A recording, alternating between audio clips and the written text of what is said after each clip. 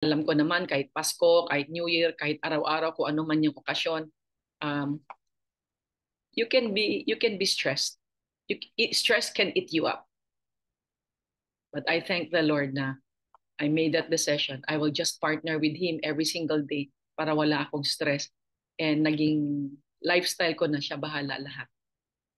Okay, so what a life you can live, you can enjoy. Okay, so yun po, ha? Isa pa pong you want to ask yourself, okay? If gusto nyo tong isulat para matanong niyo mamaya, what voice are you listening? Ano yung laging ninyong ini-entertain sa mind nyo? Okay, na parang naririnig, may nagsasabi, etc., etc. Kailangan maghahanap ka ng paraan na ma-filter mo yon. Kasi baka yung mga ini-entertain mong naririnig mo, nasa mind mo parati, okay, they're no longer helpful for you.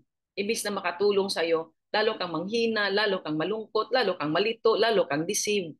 No? Kaya for me, it's very, very important. No? I really wrote it here na yung spending time with God, okay, during the day, 24/7, lalo na pagising hanggang sa pagtulog, and 24/7 during the day, talagang I pause and makes a bit of quiet time in between po. Kasi pag quiet po tayo, doon po si Holy Spirit na nangungusap sa atin. Paano yun, Mother? Basta, mararamdaman niyo po yun. Okay, and right now, He's here. Because I told Him, Holy Spirit, you take over sa'yo kaya ito. Kaya ko ito ginagawa dahil ito yung nilid mo ako na gagawin ko ito. Kaya basta ako free flow lang. Kung ano yung nasa puso ko, yun yung mga sinasabi ko. That's why I have a lot of side notes here. Kasi nga, yun nga, sinasabi niya so sinusulat ko. Okay? So, alam nyo ito, bakit kailangan natin i-master what we want to, how do we have the power to keep going? Kasi when we learn to have the power to keep going, guess what happens? You will live a life of blessings. You will live a life of miracle. And what does that mean? No? Anong ibig sabihin niyan? You're so empowered to do things, to be confident. You have that confidence at yung ginagawa mo may fruitfulness. Okay? And then you work on multiplying. Kasi yun man din ang gusto ng Panginoon, mag-multiply. And sa Herbalife, kailangan din natin mag-duplicate. Tama po? So every single day, you just give your life up sa Panginoon. You have that opportunity to surrender your life to Him every single day and tell Him na, Lord, ikaw bahala, i-surrender ko ang buhay ko sa iyo every single day. Kayo po ang magde-decide nan, and you have to talk to Him talaga.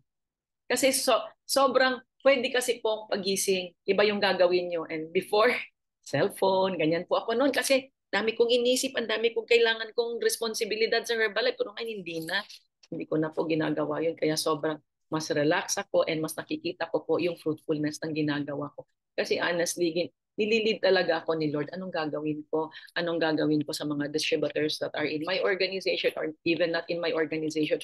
Basta tinuturo lang ni Lord sino kakausapin ko and anong encouragement ang kailangan. And alam niyo po, minsan hindi lang po siya related sa Herbalife. I will have customers na yun dahil namumusta ka, nakausap mo din, yun pala ang concern niya, nanay niya, kapatid niya, etc. Kaya nabibless po ako kasi na-uplift mo po sila. Okay, so yun po ha. Imbis na pinoproblema at lagi mong iniisip yung ako, kawawa naman ako. Ito yung mga concerns ko, ako, puro ikaw, puro ikaw. Okay? Hindi ka po bibigyan ni Lord dyan ng mga blessings.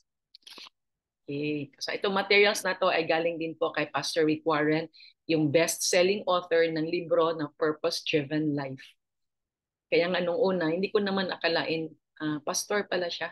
No, it's called Saddleback Church. And for some reason, I don't know, but I relate too much to him and sobrang talagang nilid ako ni Lord sa mga materials niya. And then kung ano man yung specific title ko for a certain Sunday na gagawin ko, kung ano yung magiging flow ng sharing ko, si Lord din po nagbibigay sa akin.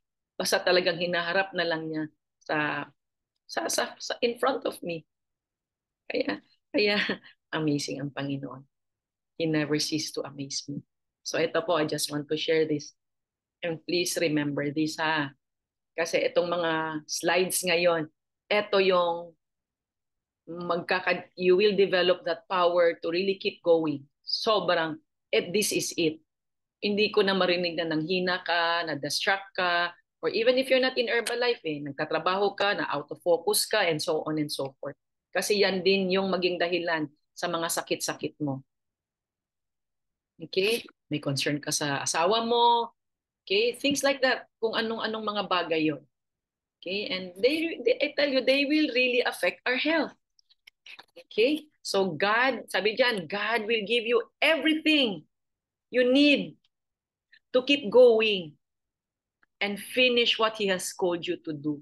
Hindi po sinabing God will give you some things you need. Sinabi po diyan, God will give you everything. Please remember that. Okay? Kung ano yung binigay niya sa'yo, we just need to learn to keep going and finish what He has called you to do. Kagaya niyan, ako po, I always believe yung pagpunta natin sa Herbalife is not by accident, that is by design. Kaya wag niyo pong sayangin yan. And try to grow. Ano talaga yung purpose ni Lord sa buhay ninyo? Bakit niya kayo dinala sa Herbalife? That's one aspect po, no? And kasi for those of you na nakikinig, hindi po ito by accident. God has arranged that.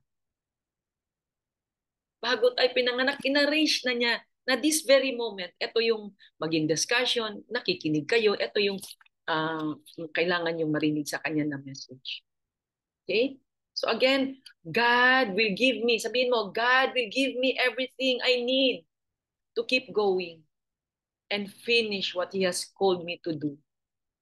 Kaya yun yung isisik nyo sa Panginoon, Lord, bakit mo ako dinala sa Herbalife?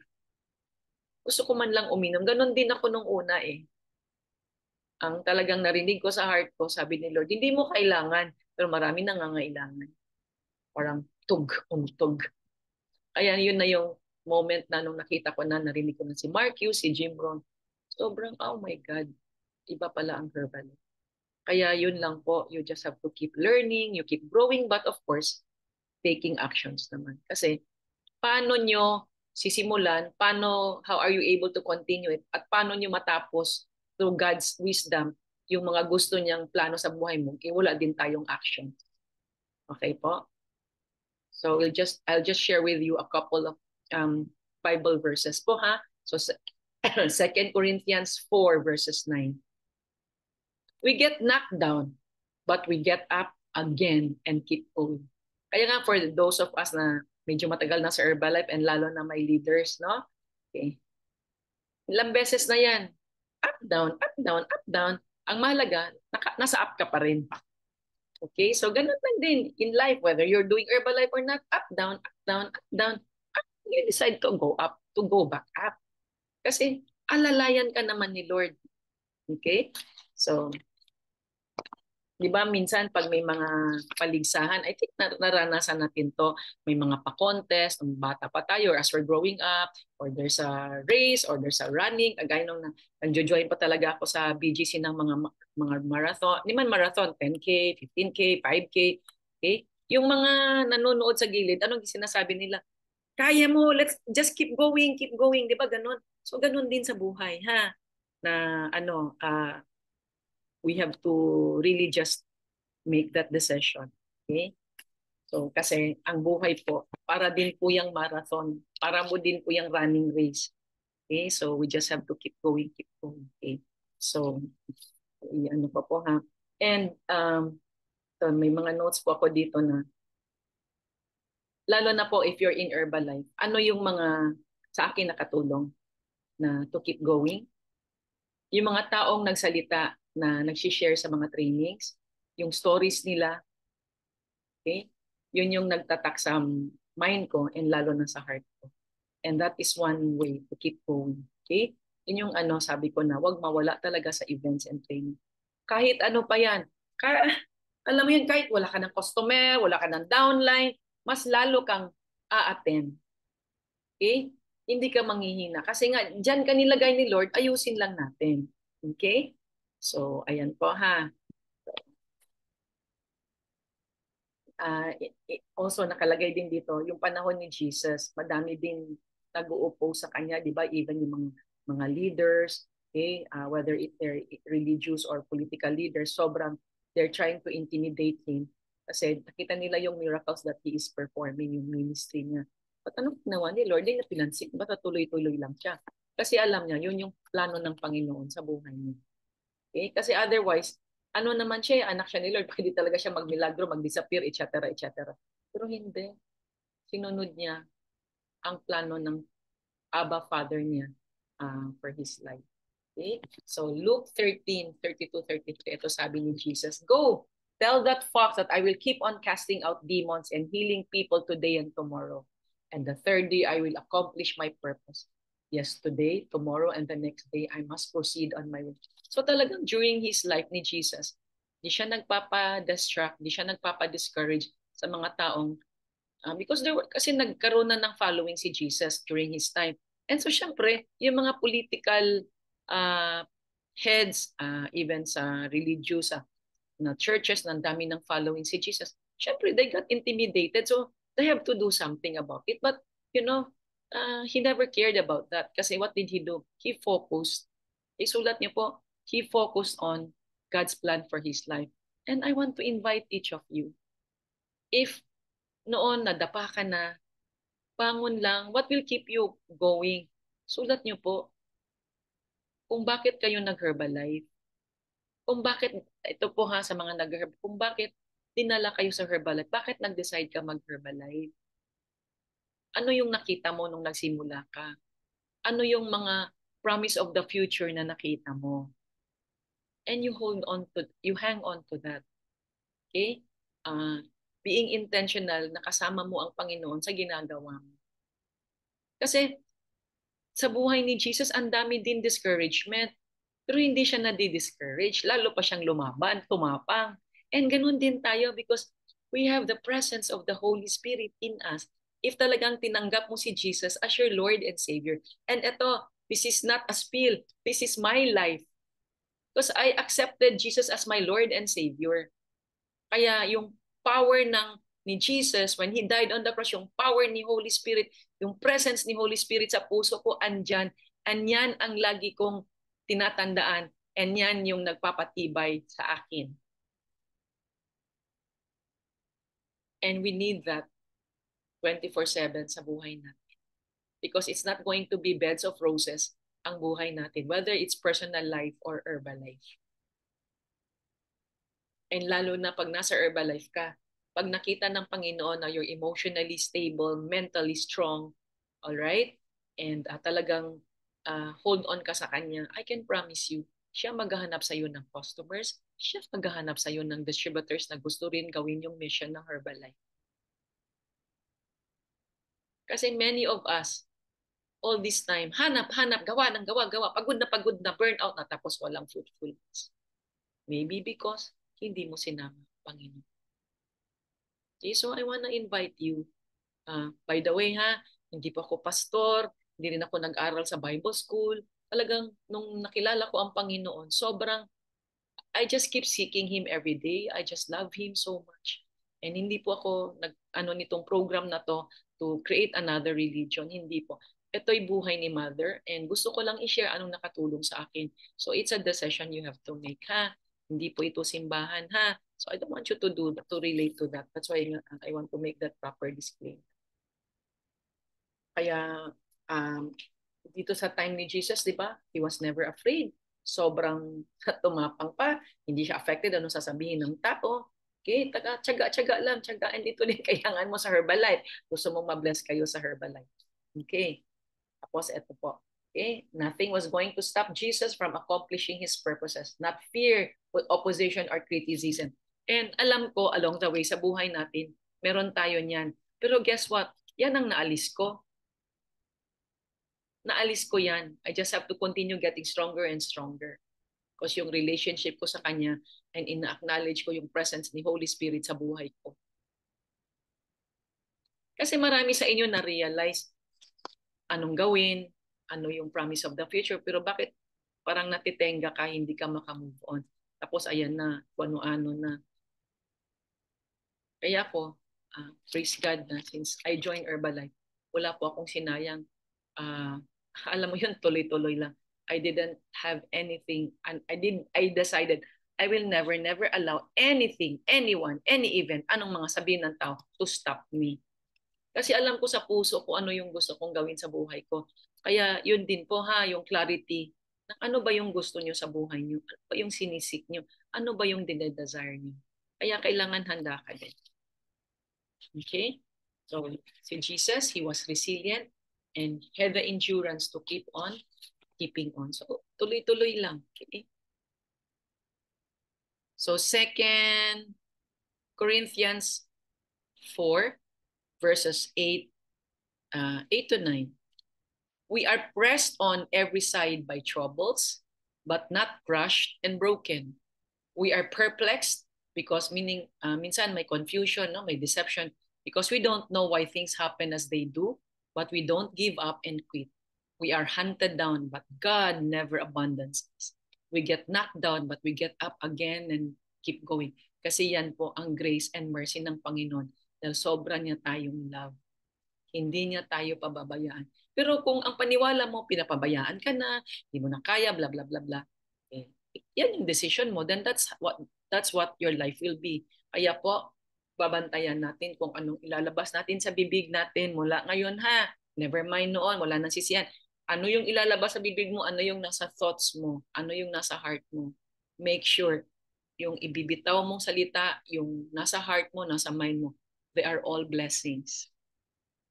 Walang curses. Kasi pag negative na po yung ilalabas mo sa bibig mo or sa thoughts mo or sa puso mo, sobrang bigat ng damdamin mo, hindi ka maka-forgive and all, well, you are already uh, planting curses in your life.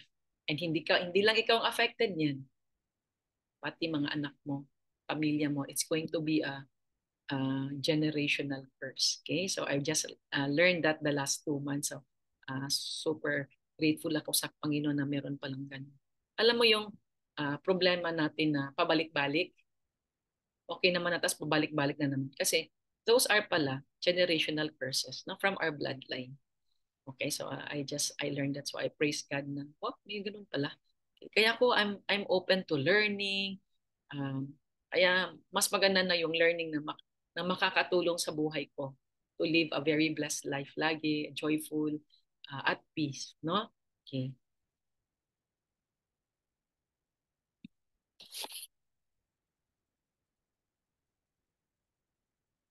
Second, ito po, second, second Timothy 1:1 verses 8 to 9. We can only keep on going after all by the power of God who first saved us and then called us to do His holy work.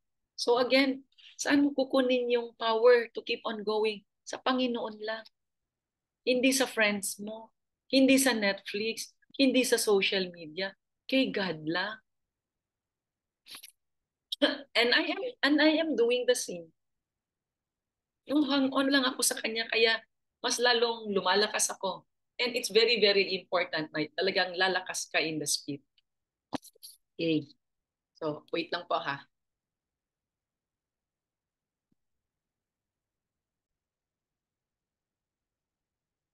Okay.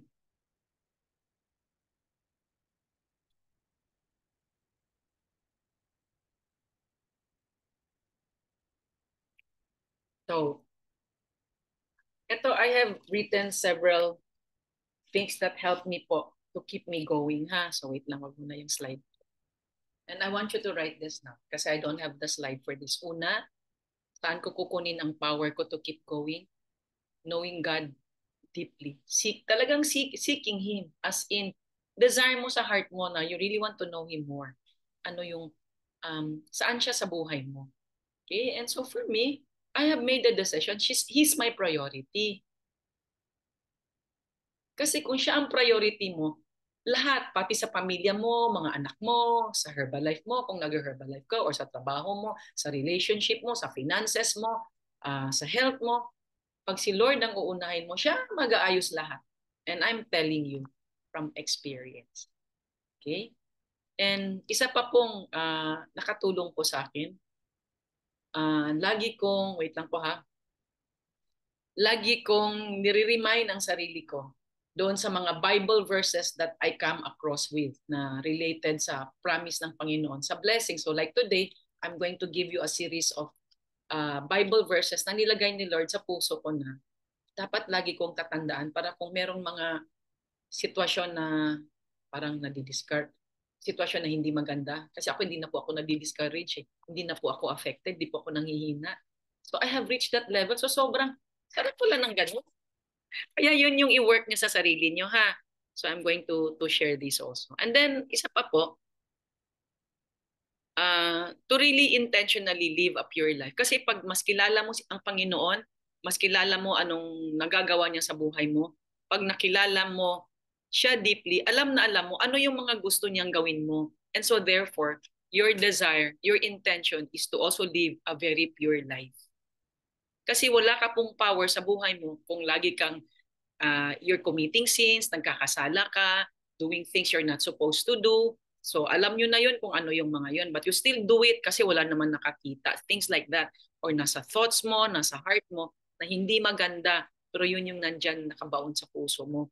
So that's another thing that will really give you power. You will live a very pure life of holiness. Okay? Yun yung gusto niyo.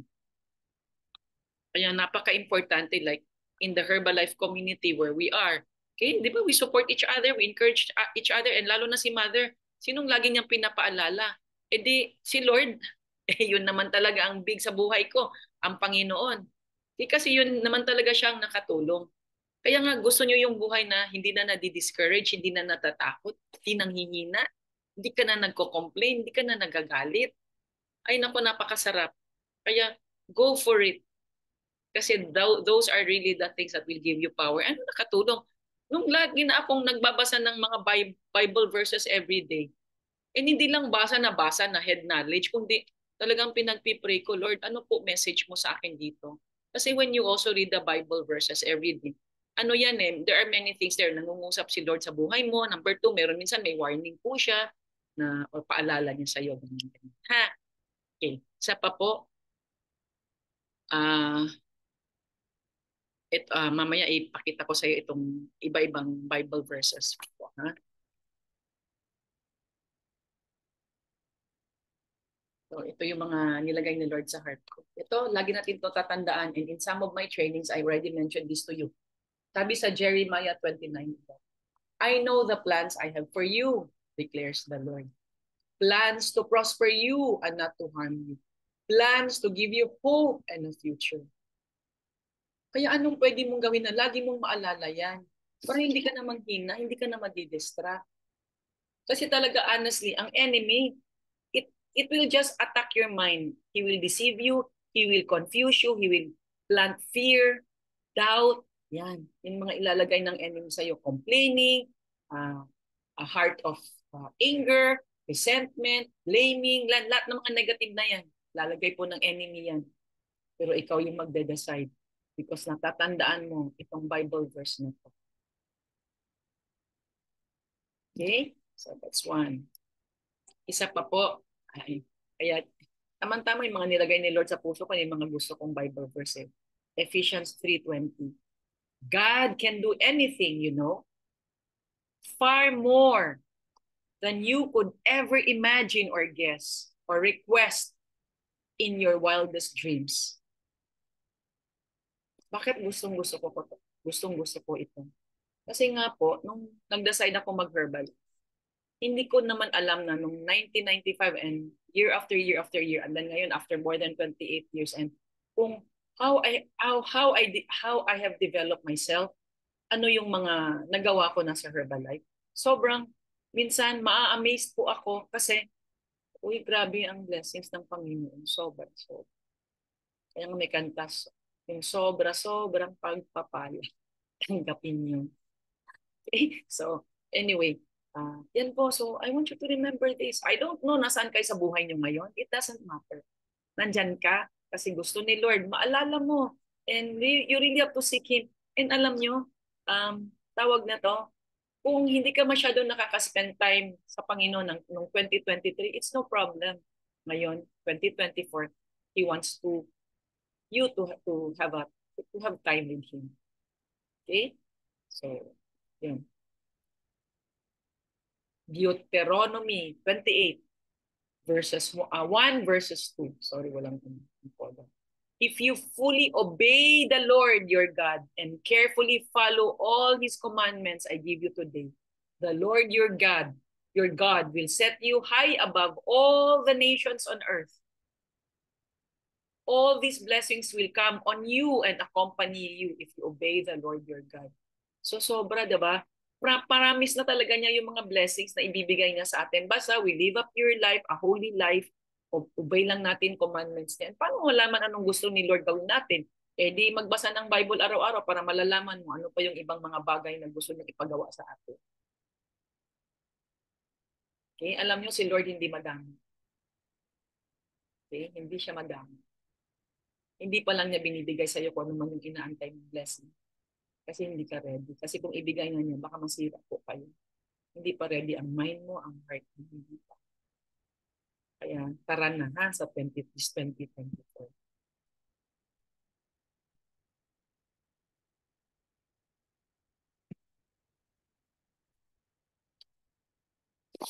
Ito din. Oh, bakit? Dikit tayo sa mga promises niya. Kasi ito, Psalms 119:105. Thy word is a lamp to my feet and a light unto my path. So every time we read Bible verses every day, naging ano siya, naging light kung saan man ang directions ng buhay natin. Okay? Talagang ginaguide ka sa tama. That's why many of us very confused, hindi alam anong gagawin kasi kulang sa kaalaman sa mga promises ng Panginoon sa Bible, yung mga Bible verse. Okay, so I hope po this 2024 you'll make that commitment, and of course a lot of you I shared with you the growth card, personal development growth card, yung H and Grow and all that. Okay? So isama niyo din po si Lord diyan sa ano na yan, sa growth card na yan. Ha? Kaya alam nyo, hindi po kayo magsisik ng lakas sa ibang tao, magsisik kayo ng strength sa kanya lang. Hindi yung alam mo yun, minsan natatawa ako sa events. May lalapit, mother, pakaskas naman sa swerte, sa ganito. Ha? Ano ko, santo? Okay? Huwag po kayong ganon. Si Lord, si Holy Spirit nag-aantay sa inyo na siya maging partner niyo ha sa ginagawa niyo, especially if you are in Herbalife. Okay. So ito po ha. God does not expect you to fulfill your purpose and do His will in your own power. Wala tayong power eh. Minsan kaya ka nai-stress kasi parang iniisip mo lagi ang galing-galing mo, may naisip ka, ang galing-galing mo. Ako po, bantayan niyo po yung humility ha. Okay? Kasi being proud, uh, wala po blessings dyan ha. First, He saves you, and then He gives you the power for daily living. Saka po po ng power na yung mga sinulat sa Bible, Jesus. Kasi mga, alam nyo, God breathed life into those words na sinulat ng iba-ibang prophets and apostle, yung, kaya nabuo po yung Bible. And I know, there's so many opinion about the Bible. I really don't care. Basta I love Jesus. I love the Holy Spirit and I know He's in my heart. I don't have to ask questions because napaka sarap po ng buhay ko. May problema ba? Haha, meron. But you know, bahala na si Lord dyan. Gusto niyo po ng buhay na ganyan. And you will just have, you're walking, can you imagine you walk in blessings and miracles every day? Gusto niyo po yun? Yeah, you decide from now on. Hayaan niyo na po yung nakaraan. Kaya I want you to tell yourself, iba na ako today. Iba na ako starting ngayon. Sabihin mo yan. And 2024 talagang uh, help, I will help myself grow spiritually. And alam niyo, ako kasi ayoko pong mag-recruit ng tao sa kung saan ako nagsimba. Ha? Ayoko po yon. If seriously there's any of you who needs help in the spiritual part, text niyo ako. Hindi po ako mangangampanya. Basta ito po yung buhay ko. Kasi alam ko, may kanya-kanya tayong pinupuntahan. Tama po? Okay, so and I respect that. But ako, ito buhay ko. So, nasa inyo po yun kung ano yung decision ninyo. Ha? Kasi tandaan nyo, kung ano yung mga decisions natin, yan po yung nagiging buhay po natin. Ha? Okay. Isa pa, He will give you everything you need to keep going and finish what He has called you to do. Di ba? Yan yung una kong sinabi sa inyo kanina. Okay? So, simple siya, pero mahirap. Okay? So ngayon, ito yung things na you can reflect on. Una po, what kind of fear, opposition, or criticism tempts you to pull back from doing the things God has called you to do? Ano po yung nag-i-stop sa inyo to move on? Huwag lang yan yung kopyahin yan. Gusto ko po today, gawin nyo ha, answeran nyo talaga yan.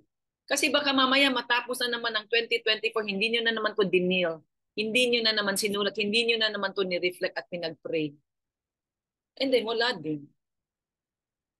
Okay? And then, in what way do you feel pressed on every side by troubles? Okay? Or yung you feel pressure? Ano po yung mga yun? Ito bang feeling na pinipressure mo sarili mo? May mapupuntahan ba yan? Alam nyo, like in my case, di ba, I lead a big organization. I also have responsibilities worldwide. I also have responsibilities Asia Pacific. I also have responsibilities for the whole country. But guess what? Hindi po ako magpapapressure. Kasama ko po si Lord, siya po bahala. Kaya every time I have a meeting, Zoom or face-to-face, at ito yung kausap ko kayo, bukang bibig ko na po, Holy Spirit, you take over. Negosyo mo to. I'm just your partner. Ganyan na lang ako. And sobrang ang dami naman niyang ideas binibigay. From now on, ganyan ka lang, chill ka lang.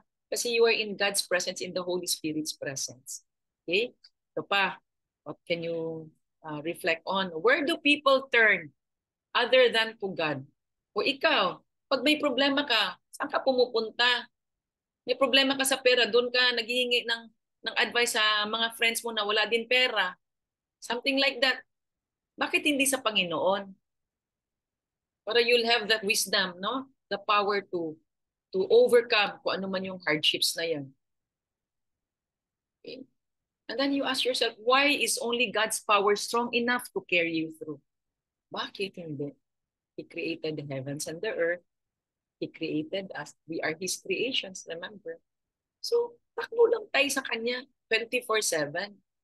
Alam niya buhay natin, even yung mga hindi pa nangyayari, alam na ni Lord. Okay? So, yun po. So, I hope po today I've shared something for you guys to grow, to think. But if before I end, kung gusto niyo po ng power ng Holy Spirit, presence ng Holy Spirit sa buhay ninyo, I want to all you guys, let's all close our eyes. Alam ko the Holy Spirit's presence has always been here, and we just want to thank Him. Lord, Holy Spirit, thank you so much for this morning's reminders na how much you love us and how much great plans you have ahead of us, and therefore wala kaming dahilan na mag-emote pa, manghina, mag-fear, and all that, entertaining all that, those negative emotions na makakastop, na ma-fulfill yung plano mo sa buhay namin. And for those of you po na you have not been given a chance pa to acknowledge Jesus as your Lord and Savior, I want to invite you. Again, hindi po ito pang puwersa ha, hindi ko po kayo nakikita. So nasa inyo lang po ito. It's a decision you need to have because you can doubt, you can be skeptic, and again, that's the enemy playing in your mind. So I just want to invite you, no? Okay, so Lord, say, repeat after me, Lord, maraming salamat for my life. Forgive me for my sins, and yung mga nagawa ko po, Lord, na hindi ko na-realize na hindi pala pleasing sa sayo. Please forgive me, O Lord. Mula ngayon, O Lord, I want you to be the manager of my life. I want to surrender my life to you, Lord, my heart, my thoughts, O Lord, pamilya ko, lahat, O Lord. I want to surrender them to you, O Lord. And mula ngayon, I want you to be my Lord and Savior. I want to receive those blessings, and I want to walk in blessings and miracles, O Lord, para I can perform kung ano man yung purpose mo sa buhay ko. In Jesus' name we pray. Amen. Okay. So ngayon, I will ask the MC to just ask for one testimony for today. This is a recording. January 7th, for this January 7th, no? That's your 2 day. I'm still in Japan. December 26 to January 8 ang vacation po namin sa family. Hindi ko po maintindihan paano pa po ako magpapasalamat sa Panginoon sa blessings na binibigay niya sa buhay ko. And so, alam nyo, so today is December 23, itong recording na to. And alam ko this will be shown January 7. Even if I will have my vacation, I will not forget the Lord. As in, I will continue with my devotion in the morning at kung ano man yung mga, kasi meron din po kami mga life groups during the week sa church online. Thank God may online. So I'm still connected. Hindi ko po kakalimutan ng Panginoon dahil nandun ako nagbakasyon and all. The more I spend more time with Him. Kaya po alam niyo po, whether may problema kayo o wala, malaki, maliit, never lose time to spend with Him. Kasi minsan yan yung mali ng ibang tao. Eh nakikita ko po yan sa mga church na na-bless na siya, nakalimutan niya si Lord. Tapos babalik siya, iyak-iyak siya kasi may problema na naman siya. Alam niyo, nasa Bible din po yan na we have to pray unceasingly, non-stop. Kasi araw-araw, alam niyo po, nag-aantay ang demonyo na masira tayo. The enemy wants to kill, steal, and destroy. Kaya we have to be strong in the spirit para magapanan natin kung ano yung plano ni Lord sa buhay natin. Okay, so yun, alam nyo, today it's amazing. After nito, I'm going to prepare my slides for spectacular na I want to do it today, December 23. Bakit? Para wala na akong iisipin pa. And it's just so amazing na because I asked the Lord to take over the Holy Spirit. Sobrang ang dami niyang binibigay na thoughts even sa pag-train ko sa spectacular kasi I'm going to train for the world teams. No? So, amazing si Lord. Walang pressure si Mother. Laging grateful, laging blessed. Ito din yung buhay na gusto ni Lord sa inyo. So, I love you guys and let's just look at, like, for example, if you are in Herbalife, continue pa tayo mag-invite kung sino pa yung pwede natin madala sa spectacular. Number 2, I've been to so many growth deep dive. Ano yun? Kung saan ang lugar mo, i-google mo yung population. Makikita mo, napakalaki pa ng pwedeng gawin at i-reach out na tao. Kahit kumuha ka lang ng 1% doon. Yung 1% na tao, i-multiply mo ng 18.4 volume points, which is the shape or healthy breakfast. Ilang volume points mo ang katumbas noon. Okay? So guys, thank you so much. Alam nyo sa heart ko, I want you to walk in blessings and continuously na God is going to bless you. Kasi when you are blessed, you're going to bless so many people. Hindi lang sa pera. Like how people see your life. Na you are a manifestation of God's presence in your life. Kaya, I'm so excited, lalo na yung mga nasa Herbalife. And if you're just starting to take the products or looking at taking the products, join us in the spectacular. Okay? So, ito na yung bagong battle cry natin. Let's grow! Herbalife! Okay, so thank you. I love you.